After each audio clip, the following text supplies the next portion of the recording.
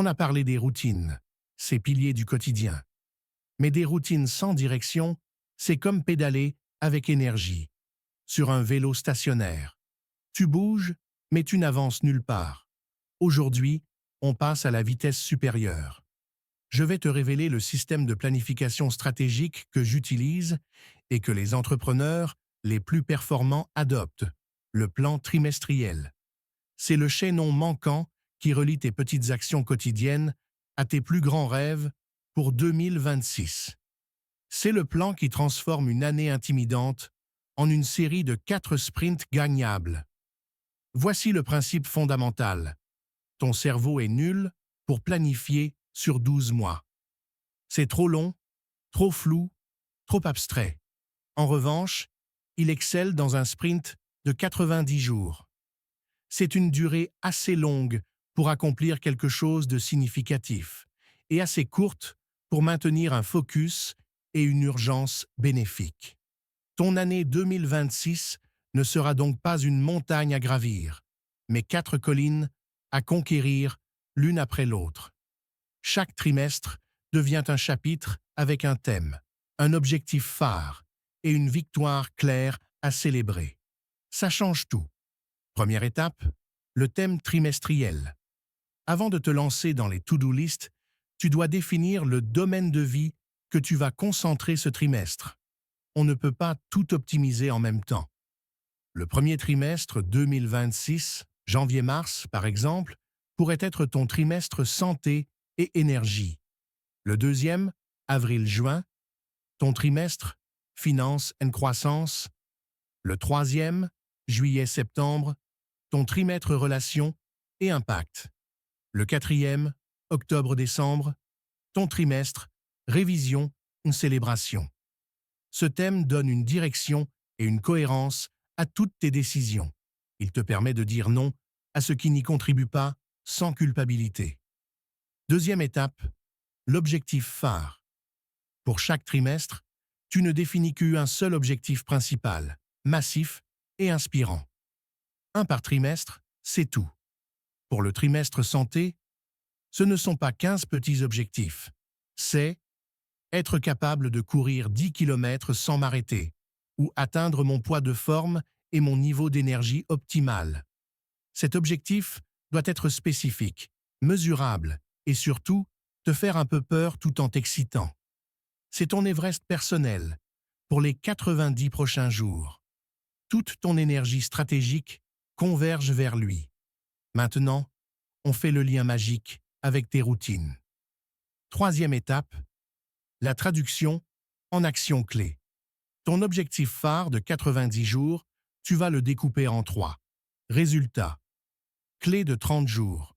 Pour courir 10 km, le résultat clé du mois 1 pourrait être établir une routine de course 3 fois par semaine et tenir 5 km. Le mois 2. Augmenter l'endurance pour tenir 8 km. Le mois 3.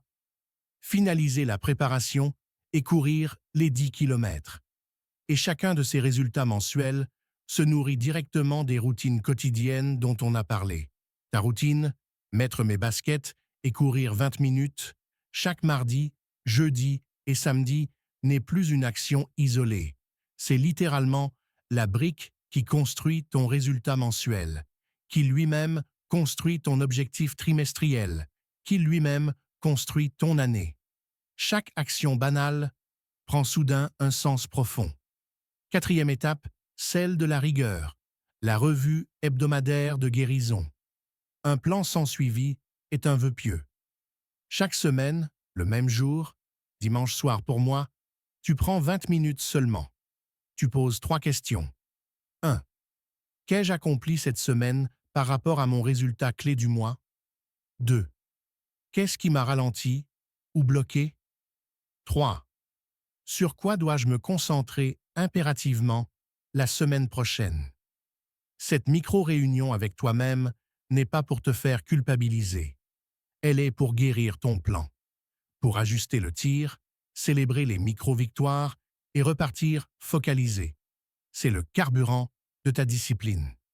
Enfin, cinquième étape, la plus sous-estimée, le rituel de clôture et de célébration.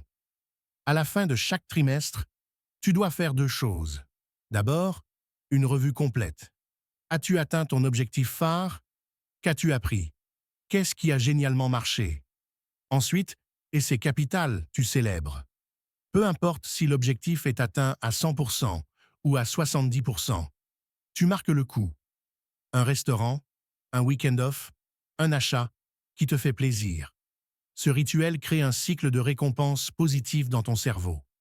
Il associe l'effort concentré et la réussite à du plaisir. Il te donne envie de recommencer le cycle suivant, avec enthousiasme, et non pas en burn-out. Alors, voici ton action stratégique pour aujourd'hui, qui va bien au-delà d'une simple to-do list. 1. Désigne ton thème pour le premier trimestre 2026, janvier-mars. Quel domaine a le plus besoin d'un coup de projecteur et d'énergie? 2. Écris ton unique objectif phare pour ces 90 jours. Formule-le comme une victoire que tu pourras crier sur tous les toits fin mars. 3. Identifie la première routine quotidienne ou hebdomadaire qui sera la pierre angulaire de cet objectif, celle que tu vas ancrer dès maintenant. Partage ton thème et ton objectif phare pour le T1 2026 en commentaire avec trimestre 1. Le simple fait de l'écrire publiquement multiplie tes chances de succès par 10. La suite, dans la prochaine et dernière vidéo de cette série Préparée 2026, on parlera de l'élément le plus puissant et le plus ignoré, le système de responsabilité qui élimine définitivement le risque d'abandon. Parce qu'une stratégie, aussi bonne soit-elle, a besoin d'un filet de sécurité. Abonne-toi pour ne pas la rater.